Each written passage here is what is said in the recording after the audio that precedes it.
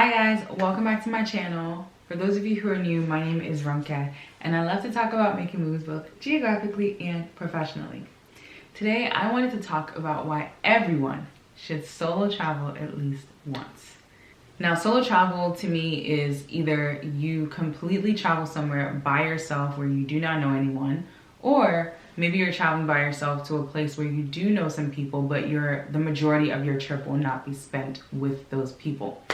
I think solo travel is extremely important, and I know pre-COVID, a lot more people were engaging in solo travel, but even post-COVID, I hope people continue to do so. I recently uploaded some footage from Portugal, and Portugal was one of the countries that I visited in a technically 4-country solo travel expedition. This solo trip was undeniably one of the best trips of my life. I mean, it was just so transformative and so fulfilling, and I think a large part of that was due to the fact that it was a solo trip. So in this video, I'm just going to be sharing a few things that I think are great reasons why you should solo travel. One of the things that I love the most about solo travel is that you get to set your own pace. You decide what you want to do, when you want to do it, how you want to do it, where you want to do it. It's just amazing. You don't have to really worry about compromising with other people or giving up certain things that you want to do because the people that you're with don't want to do it. I think it's one of the best ways to get the absolute most out of your trip. If you want to see 25 different tourist attractions, go see the 25. If you want to just stay indoors and you don't want to leave, stay indoors. But solo travel is just a great way to really get the most out of your travel experience.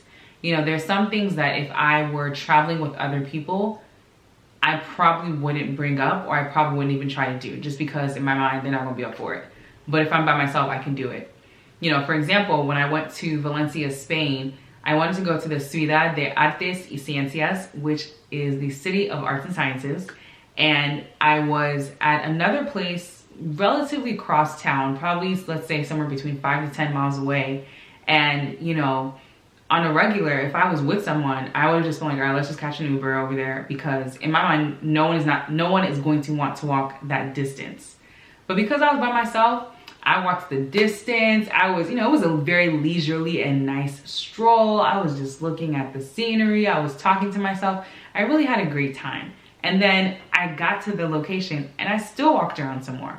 And I think that was great, because for me, that was something that I truly enjoyed that I might not have done if I was with someone else. Another great thing that I love about solo travel is that it really allows you to figure things out on your own. Now, for some people, this might not be something that they like, but I think for me, when you are by yourself and you have to put your own brain to work, I enjoy that. I enjoy having to figure out how to read a map, how to make sure I don't get lost, how to interact with people when I don't speak the language. When I went to Portugal, I was a little out of place because I speak some Spanish, I speak some French, but I don't speak any Portuguese. And so I really had to know how to communicate with people, how to make sure I wasn't getting lost, how to make sure that I knew where I was going to by myself. I think there's a level of comfort that we can feel when we have someone else with us, because it's not just us by ourselves, but there's a lot more pressure when it's just you to make sure that you don't get lost. And for me, that was great because it gets my mind moving and it gets me thinking. Another reason why I think everyone should solo travel is because we need to learn to enjoy our own company. Being lonely and being alone are not the same thing, and I hope people are understanding that more and more. But you really have to be able to enjoy your own company. Take yourself on a date. Take yourself on a date. Just do it. When I was in undergrad, I remember there was a point where I was like, I'm not gonna take myself on a date. Like, I don't need to go with any friends. I don't need to be waiting for nobody to try to talk to me to say, I'm just gonna take myself on a date. And I went to a restaurant, sat by myself, ate the entire meal at the I didn't even rush. Because sometimes when some of y'all take yourselves on dates, you probably rush. I took my time. I sat down, I ordered my meal, I ordered dessert, I was just chilling. And then I went home afterwards because I wanted to take myself out and treat myself. I think a lot of times when it comes to travel, we feel like we have to travel with our family, or we feel like we have to travel with our best friends, or we feel like we have to travel with this girls group. There's absolutely nothing wrong with those things, but be able to enjoy your own company. Take yourself out and do something, whether you're going glamping, whether you are going to a resort, whether it's a staycation, whatever it is, but be comfortable with spending time with yourself. Take yourself out, take yourself on an adventure, get flued out by yourself. Make sure that you feel comfortable with yourself. Like, you need to be able to just pick up your keys or pick up a plane ticket, hop on a plane and go somewhere and be by yourself. Now, of course, if you have responsibilities, I'm not telling you to just drop them. Don't drop your 2-month-old at home by themselves. Take the child with you, or wait until you can leave the child at home. But get into the habit of treating yourself. I don't think you have to wait for special occasions to do special things for yourself. Neither do I think you have to always allow other people to treat you. Treat your own self and take yourself somewhere. Another thing about solo travel that can be good is that it forces you to address some certain things. And so let's say you're struggling with certain insecurities, or maybe you have some ongoing strife with any individual in your life. I think something about removing yourself from your immediate environment and regular day-to-day activities forces you to really look at yourself, look at the situations around you, and determine if they make sense or if they are the best for you.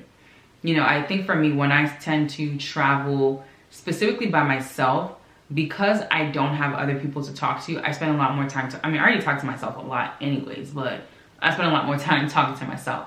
I spend a lot more time journaling. I spend a lot more time doing inspection and just really trying to understand how I feel about certain things. And for me, that's great, because everything in life, for real, as far as I'm concerned, should grow you. And so if that means that you traveling by yourself is going to grow you, let it grow you. Finally, for some people, traveling by yourself is a great way to make friends. Now, I'm just gonna be honest, that's not me, okay? I'm generally a friendly person. I am willing to have a conversation with any and everybody. I'm gonna be, I'll laugh with you, all of that, but we're not exchanging numbers. If I just meet you off the street, that's not gonna happen. Some other people, on the other hand, are more than willing to do that. They make lifelong friends, pen pals, whatever you wanna call them, in other countries when they solo travel. And I think it's good though, because solo travel also teaches you to open your mind and be willing to meet people, to be willing to learn about people, to be willing to learn different perspectives than what you might normally learn. When you travel with a group of people, there is no incentive to necessarily engage with people. But when you travel by yourself, if you're someone that feeds off of energy from other people, then there is that incentive for you to go out and talk to people, get to know people, get to meet people. Now, in a future video, I'm hoping to share some tips on how to make solo travel a little bit more affordable. Now, at the end of the day, travel costs money, so we're not talking about making it like $5, okay? Depending on what you're trying to do and where you're trying to go, be ready to spend money. But there are some ways to at least make it nice but affordable. And if you're a little bougie like I am, we can also talk about how to make that work. If you have any destinations you've gone on solo trips to, please let me know in the comments. Make sure to like and share this video and subscribe to my channel for more travel and career content. See you next time.